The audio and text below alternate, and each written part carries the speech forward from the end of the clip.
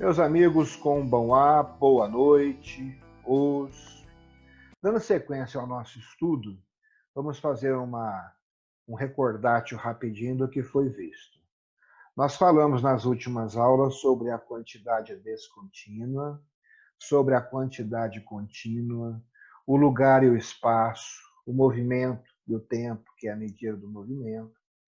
Falamos sobre as qualidades sensíveis, a natureza, a objetividade, a divisão das qualidades, as 4 qualidades essenciais: disposição, potência, impotência, paixões, figura e forma. Falamos sobre as medidas das qualidades, medida indireta e medida analógica. E hoje vamos fazer um pequeno à parte até a época de Platão, voltando naquele momento daquela discussão sobre o devir, o movimento, só ao ser, não é verdade? Só ao vir a ser. Então, de um lado, naquele momento, a doutrina das ideias de Platão, com seu idealismo, separando a existência das ideias das coisas sensíveis, e de outro, o materialismo atomístico dos pré-socráticos, Demócrito, Anaxágoras, entre outros. Aristóteles concebe uma doutrina onde ele consegue opor-se simultaneamente aos dois, ao mesmo tempo, e de uma certa forma une os dois, resolvendo o problema da antítese. Então hoje vamos falar sobre essa doutrina que tem o nome de ilemorfismo.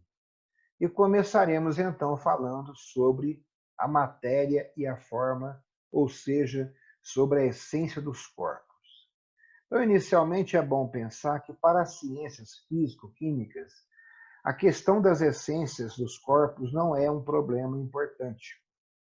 Não se trata de descobrir os elementos dos corpos, moléculas, átomos, que compõem o objeto das ciências, mas sim os princípios intrínsecos da sua constituição.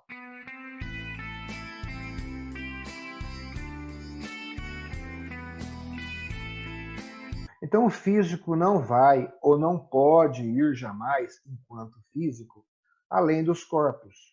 Porque mesmo os elementos dos corpos, por menores que sejam, são ainda corpos. A cosmologia, ao contrário, partindo da experiência e utilizando-se dos resultados das ciências físico-químicas, decide ir além do corpo e determinar os princípios de que resultam, não enquanto são tais ou tais corpos, mas enquanto são pura e simplesmente corpos. Então, o que é interessante chamar a atenção aqui é que muitas pessoas falam que filosofia não é ciência, tudo mais, tem uma discussão. Ficou muito claro que onde termina a ciência, aí começa a filosofia, baseado no que a ciência colocou como certo, como coerente, como lógico. Tá? É bom entender bem isso.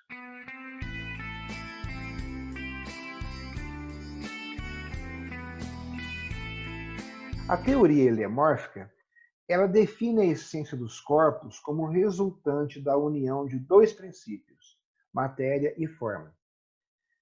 E como eu disse, foi Aristóteles quem propôs inicialmente o nome de teoria helemórfica, composta por duas palavras gregas que significam matéria e forma.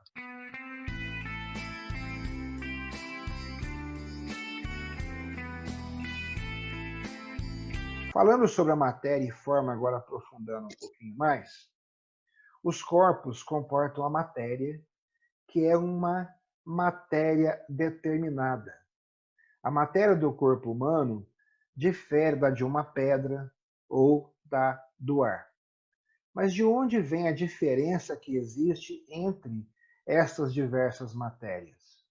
Não vem da própria matéria, pois vemos que esta é passível de todas as transformações em virtude de uma espécie de inércia ou plasticidade que lhes é própria.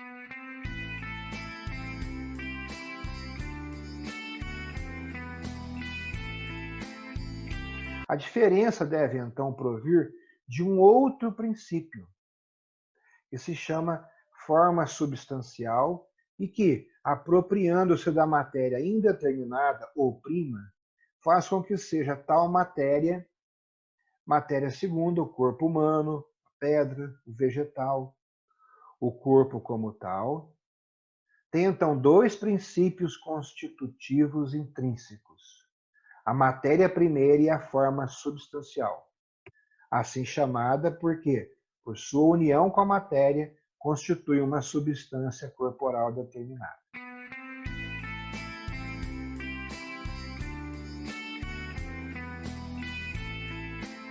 Não confundir forma com formato.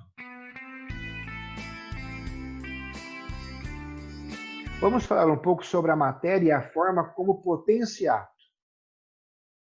Desta forma, e recorrendo às noções anteriores sobre o ato e a potência, que a matéria-prima é potência e pura potência, ou seja, capaz de converter-se em qualquer corpo graças à sua absoluta indeterminação original. Por sua vez, a forma substancial é o ato, porquanto é por ela que a matéria se torna tal corpo. É por isso que se diz que a forma é ato da matéria. Olha onde vamos chegar agora. Assim, a alma racional, que é forma substancial, é o ato que faz da matéria-prima um corpo humano.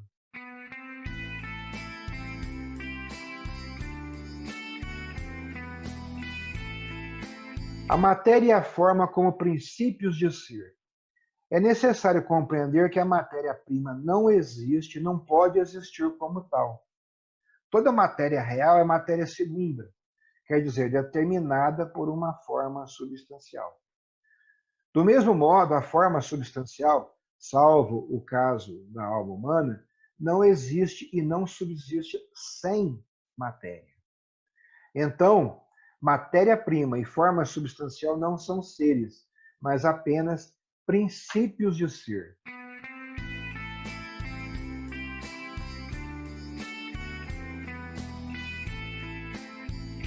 Como eu falei com vocês, nós estamos trabalhando no terceiro grau de abstração.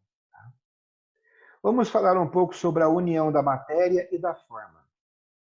A unidade resultante da união da matéria e da forma é uma unidade essencial. Quer dizer que forma uma única essência ou espécie.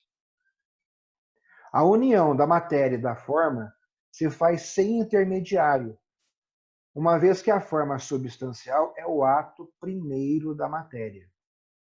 Os dois princípios do corpo se unem então por si mesmos, sob a ação de um agente físico, e formam por si mesmos um corpo único, uma única substância. O homem, aqui no caso, composto ele de um corpo e de uma alma, é um ser único.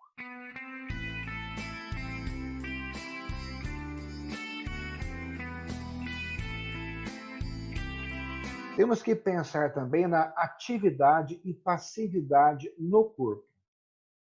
Os corpos aparecem ao mesmo tempo como ativos e passivos.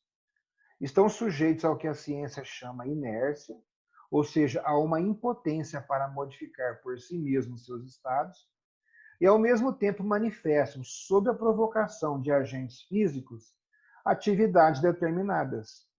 O fogo queima, o corpo do animal se move, a árvore cresce e dá frutos. Esses dois aspectos contrários às realidades corporais se explicam pelo duplo princípio que os constitui. A matéria é, assim, princípio de passividade e de inércia, enquanto que a forma é princípio de atividade.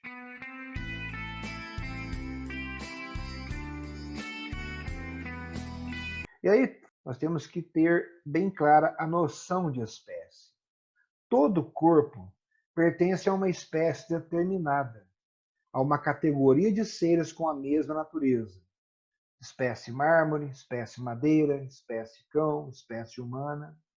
É a forma substancial que é no corpo o princípio específico.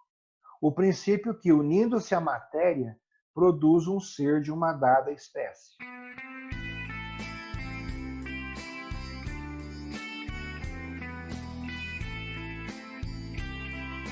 E aí temos que falar sobre a forma como fundamento da diferença específica.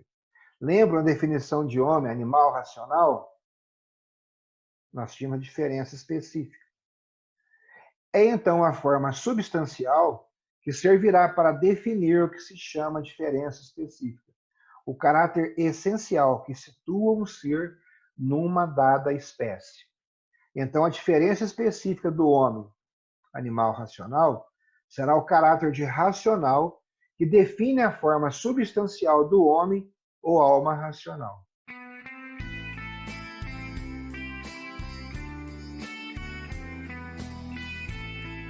A forma é o fundamento da diferença específica. As formas substanciais e, por consequência, as diferenças específicas da maior parte dos seres permanecem desconhecidas na sua essência. Por isto, se definem estes seres por suas propriedades, ou, em certos casos, por seus caracteres exteriores. É assim que se definirá a espécie jatobá, descrevendo a forma das folhas e do fruto desse vegetal. Todo mundo aí conhece o jatobá, é claro, né?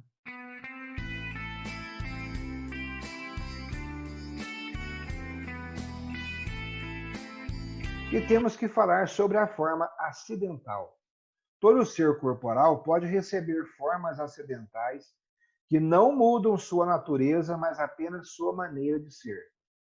Está aqui, então, um elo de ligação para aqueles que gostam do elo. Assim, a madeira, que é a matéria segunda, pode tornar-se boa, tonfa, nunchaku, arniz, estátua ou coluna, estátua de coruja ou estátua de uma pessoa. A água pode tornar-se vapor ou gelo. As formas acidentais são atos segundos em relação ao corpo que está em potência destes atos diversos. Então, caso haja alguma dúvida, dá uma olhadinha no que falamos sobre ato e potência, sobre a matéria, sobre a qualidade, para ficar mais claro.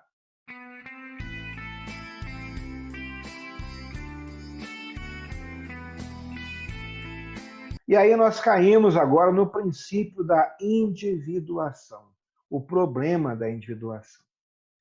E a individuação, o fato de ser um indivíduo, um ser uno em si mesmo, distinto dos outros, provém da matéria ou da forma substancial. Porque uma espécie, por exemplo, a espécie humana, pode comportar indivíduos múltiplos. O Adriano, o Tiago, o Elis, etc. Comportar seres ao mesmo tempo idênticos, uma vez que todos têm a mesma natureza, e distintos, uma vez que um não é o outro.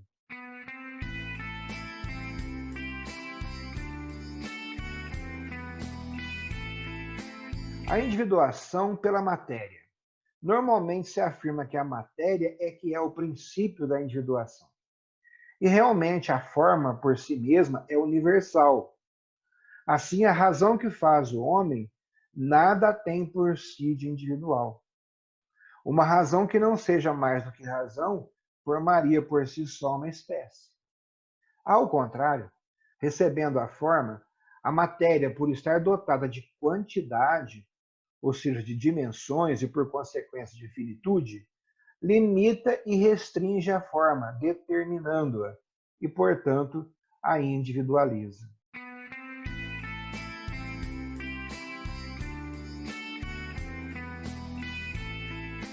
Então, aí podemos voltar àquela colocação. Então, todos os homens são iguais? Pensem bem. Em cada cidade do planeta, possivelmente deve ter pelo menos uma pessoa treinando um kata. E muitas vezes o mesmo kata. Em várias cidades, em vários estados. E este kata vai ser apresentado no final sem modificações, sem tirar nem acrescentar nada. Exatamente igual. E ainda assim, somente um será o campeão mundial.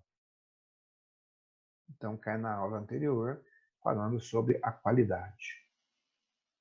É interessante, fundamental até que vocês deem uma olhadinha nesses conceitos, porque, por enquanto, a gente está vendo aí algo binário. E daqui a pouco, quando a gente vai falar, por exemplo, em determinadas teorias, tipo de teodiceia ou de teologia, Uma das perguntas básicas que alguém vai falar é: e a trindade, como é que fica, né? O trino em um. Então, a unidade, o binário e a trindade, por exemplo, é muito importante que vocês prestem bem atenção nesses conceitos, porque a gente vai chegar a eles daqui a pouco. Então, é muito importante entender o vazio, entender a matéria, entender a forma, tá? Não confundir com o formato, no caso, e levar sempre em consideração o movimento, que é a medida do tempo e que, por sua vez, esse movimento depende do ato e da potência para explicar a teoria heliomórfica. A Isabela está quietinha, Isabela? Estou quietinha hoje, Ivan. Não Então tenho tá nada a bom. acrescentar hoje. Eu sei, hoje foi muito simples, vocês me desculpem. Pode deixar de eu complico numa próxima.